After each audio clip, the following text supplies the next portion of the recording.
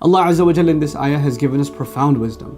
When you become people of salat, the opposite is true. When you become people of salat, your heart softens towards Allah. And if your heart softens towards Allah, then necessarily it softens towards Allah's creation. And you start looking around you of who you can give, who you can help. It's supposed to be a natural consequence, and the opposite is also true. If you're making salat, but your salat doesn't make you want to give, then maybe there's something wrong with that salat. Because one should lead directly to the next. It should be a natural consequence. You see, salat to us, to the Muslim, if you study Quran, you study the concept of salat in the Quran, salat to us is like a seed. And it keeps bearing these different kinds of fruit. So many different things come out of salat. And one of the fruits of salat is mentioned in this ayah. And if you're praying, but this fruit isn't manifesting, this plant isn't coming out, and this one of its manifestations being you become concerned for others. You want to give food to others. You know, وَلَمْ نَكُنْ نُطْعِمُ الْمِسْكِينَ. We would never even consider it. That thought didn't even cross our minds. Subhanallah.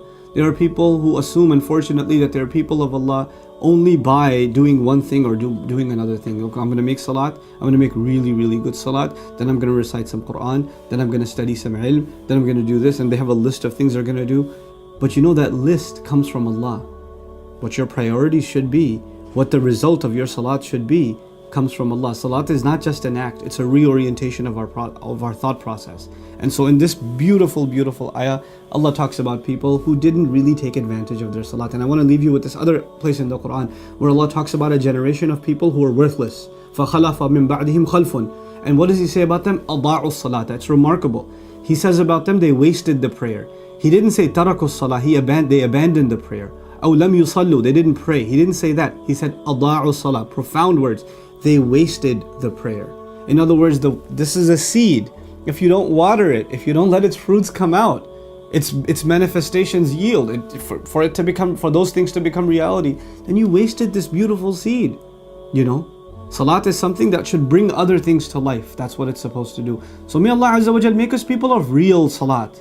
People that when they make salah, it leads to something. It leads to them wanting to concern themselves with the needs of others.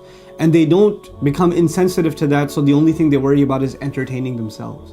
وَكُنَّا نَخُوضُ مَعَ الْخَائِضِينَ حَتَّى أَتَانَا الْيَقِينَ. Until and we stayed this way until وَكُنَّا نُكَذِّبُ بِيَوْمِ الدِّينِ حَتَّى أَتَانَا الْيَقِينَ. We lived a carefree life. We didn't even think about Judgment Day until the final conviction came to us, which is death itself.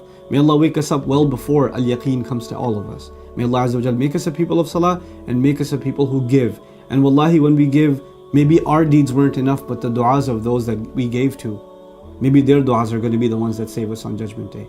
Barakallahu li wa lakum. Wassalamu alaikum wa rahmatullahi wa barakatuh.